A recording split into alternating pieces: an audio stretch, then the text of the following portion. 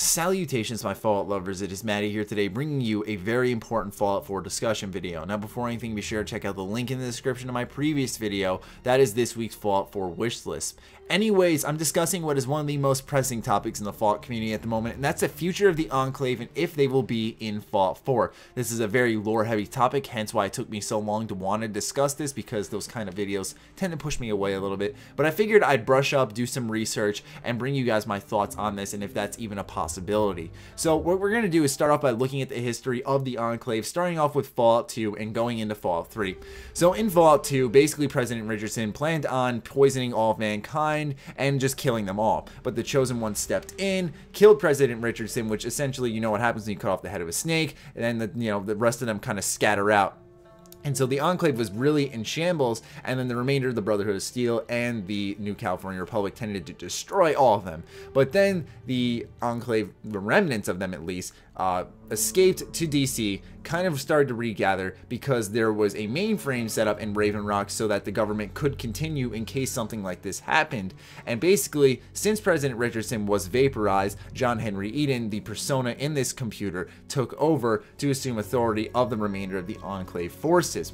So that's kind of your brush up of how things are going, because then at the end of Fallout 3, you're forced to make kind of a choice where you either poison Project Purity or you leave it pure. And so I was thinking to myself, at that point, that's where things get a little confusing on whether or not we're going to see a future for the Enclave. Because when you destroy Raven Rock, it doesn't, no one really, I don't want to say no one dies, but like most of the Enclave is able to escape. So they are still able to survive. They're able to go to a new area. They are still somewhat in existence, but they're, once again, their leader has been cut off, along with Autumn. Colonel Autumn is dead as well. So you think to yourself, what now? Because at the end of Fallout 3, like I said, you make that choice of whether or not you want to poison Project Purity, which would essentially be doing the bidding of the Enclave and helping them out, which would make a whole different story mode where only the Enclave kind of exists in a way, because they're trying to get the America pure and free of any mutations.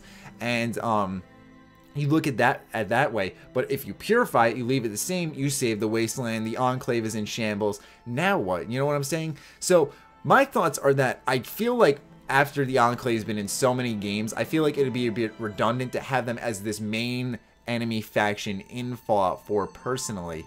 I love the Enclave to death. I think they have the best armor in the game and everything. They're so cool. I love the pre-war government idea on how they're just remnants of these people and stuff. I think that idea is just absolutely awesome.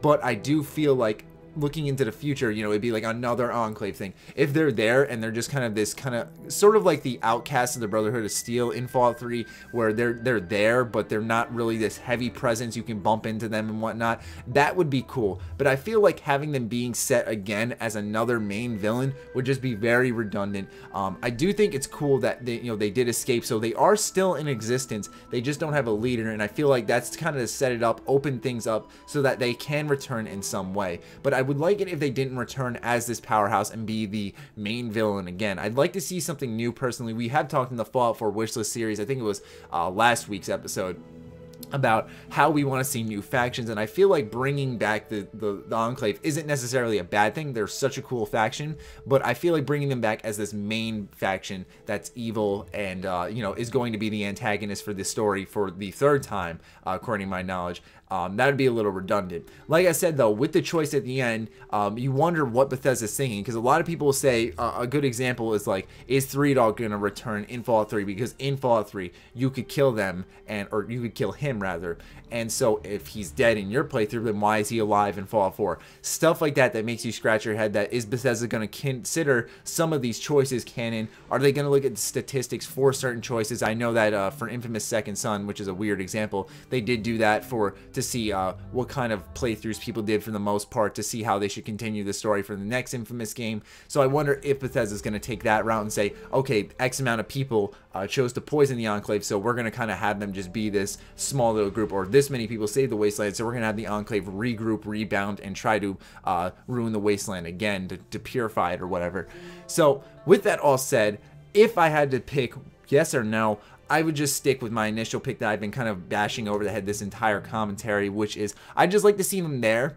as a presence, you know, being a thorn in the side, but not this main antagonist that they've been in so many games. Like I said, they're an awesome faction, but I think it's time for someone new to step up, something more real, something fresh.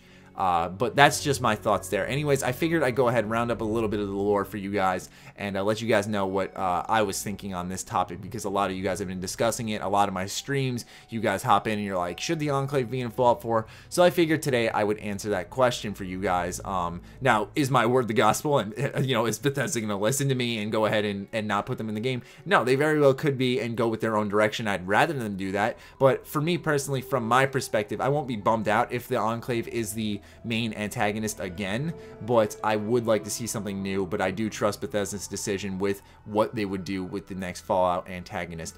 Anyways, those are just my thoughts. I'd love to hear yours in the comments down below. A little scary making this video because, like I said, a little lore heavy, but I think we're all right. Be sure to let me know what you're thinking in the comments down below. Other than that, follow me on Twitter, like me on Facebook. Stay sexy, stay active. I love you all. Peace.